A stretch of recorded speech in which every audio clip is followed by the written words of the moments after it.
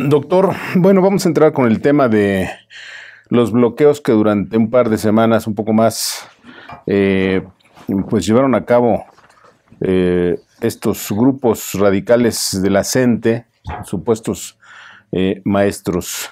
¿Qué significa este bloqueo? ¿Es una acción política? ¿Es realmente un reclamo legítimo por salario? ¿Qué hay detrás? Indudablemente ahí se condensan muchos de los problemas que han existido en el magisterio.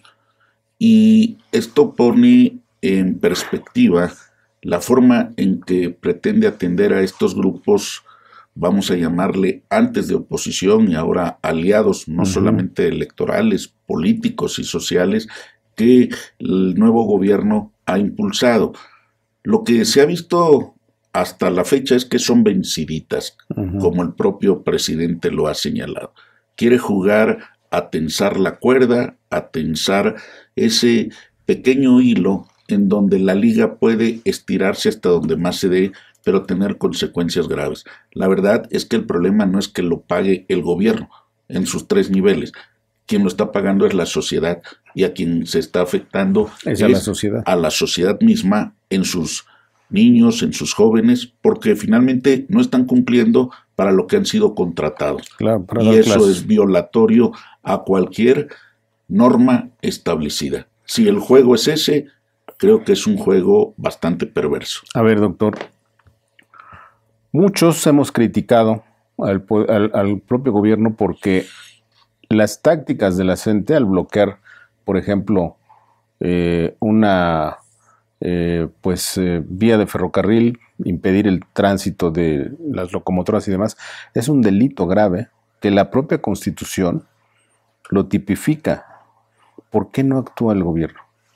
Se está presentando una doble modalidad. Este doble discurso que ha acompañado desde el candidato al opositor Andrés Manuel y ahora al presidente, y esto hay que verlo en ese sentido, genera desconfianza. Él considera que cada vez que señala un tema todo va bien y va mejorando y los demás están fallando. Creo que es equívoco y tarde que temprano vamos a pagar los costos con resultados adversos. Insisto mucho, a lo mejor él está considerando dentro de su perspectiva que es para bien, pero la sociedad está pagando altamente estos costos, no solamente en lo económico, que ya de por sí es dañino, sino en las relaciones de convivencia social.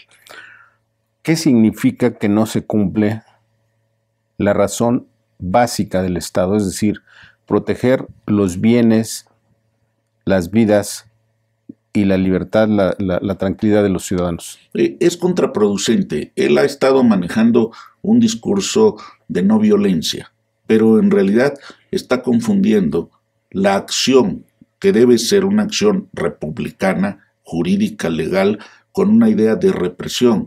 Esos temas quedaron en el pasado cuando se confundía. Es como estar confundiendo acciones del Estado con el gobierno, con un grupo de la sociedad. Creo que ahí el presidente en concreto está equivocando la mirada y esa perspectiva puede ser dañina para él en el corto plazo. A ver, doctor, este de no reprimir al pueblo es un eslogan viejo de grupos de la izquierda. Sin embargo, lo dice el presidente, pero nadie, no aparece el PRI, no aparece el PAN, no aparecen muchos de los intelectuales. O sea, pareciera que nadie asume que esto tiene que ser criticado, cuestionado y que no puede pasar por alto. Es un fenómeno extraño.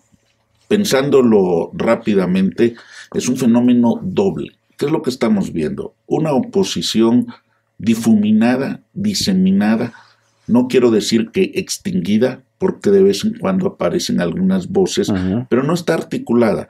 Los partidos opositores al gobierno en turno en este momento están en una desventaja de legitimidad muy fuerte en la sociedad.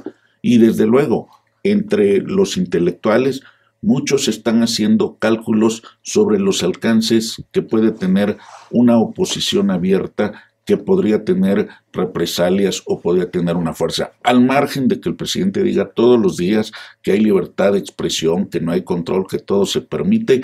De alguna o de otra manera se están percibiendo en los medios acciones, si no intimidatorias, que están desplazando a muchos de sus comunicadores y periodistas. Yo creo que es miedo en cierto sentido de una parte, pero también abuso de la otra. Es decir, el miedo no es gratuito, claro, surge por acciones que se están visualizando. Y es un poco el viejo modelo para usar la técnica del refrán. Cuando veas a tus vecinos las barbas recortar, pon las tuyas a rebajar. Pero creo que eso a la larga va a ser una derrota y una gran pérdida para la conciencia crítica de la sociedad. Doctor, hay otra arista de este tema, es decir, utilizar a la CENTE, que es aliada, este grupo es aliado del grupo en el poder, utilizarlo contra los gobiernos que no se alinean, los gobernadores específicamente. Hay un fenómeno en donde ahora resulta que en cada mitin donde va el presidente a un estado, se montan grupos que abuchean al gobernador en turno, el presidente sale y los tranquiliza como si fuese el perdón de pues el jerarca, etcétera. ¿Realmente se usa políticamente la CENTE para golpear gobiernos que no se alinean? Pero yo creo que sí, pero no solo la CENTE, son los simpatizantes cercanos a las estructuras del partido que lleva al presidente a la presidencia y un poco ese juego de llamar y de atraer. No es nuevo. Muchos de los políticos en ejercicio de sus funciones han utilizado sus bases sociales para afectar a los otros. Sin embargo, el tema no es que se haga o no. El tema es que la duda queda cuando él insiste de una manera a veces hasta jocosa, que él no está interviniendo, que se porten bien, que respeten. Yo observo, y lo voy a decir claramente, hubo una serie de videos en el caso muy particular del gobernador Astudillo en Guerrero que le dijo, si yo te estorbo me voy. Me voy, claro. Y fue una situación contundente, habló de un tema delicado, entre los guerrerenses el tema de la dignidad es fuerte y eso se lo hizo notar. Debo decir que el presidente reculó, oye, no te preocupes, no lo hagas, cuando menos lo que observamos. Pero en realidad es un uso, insisto mucho en ello, muy perverso de modificar, decir una cosa, hacer otra, asusar por otro lado. Se han gestado en redes sociales los elementos que están interviniendo, que son asusados. No me atrevo a decir que el presidente lo esté armando, eso sería ya catastrófico y desastroso. Queremos un presidente que vaya adelante y que gobierne, no que esté perdiendo en esos términos el tiempo. Hay videos que muestran a personas con chalecos del gobierno federal, estos nuevos sí, yo he visto cuando menos que dos son los que están tres. asusando. Así es. Es un procedimiento armado. Ese abucheo a los gobernadores y quizás a los opositores en distintos lados, bueno, es un acto perfectamente dirigido. ¿Quién lo está haciendo? No lo sé, eso debiera de investigarlo el nuevo fiscal general, porque realmente está alterando la buena convivencia y las relaciones. Claro. El día de mañana, los gobernadores, no lo quiero ver así, pero también pueden llevar a sus huestes y generar una batalla campal donde está el presidente. Y el presidente creo que sería la parte más endeble en una situación local.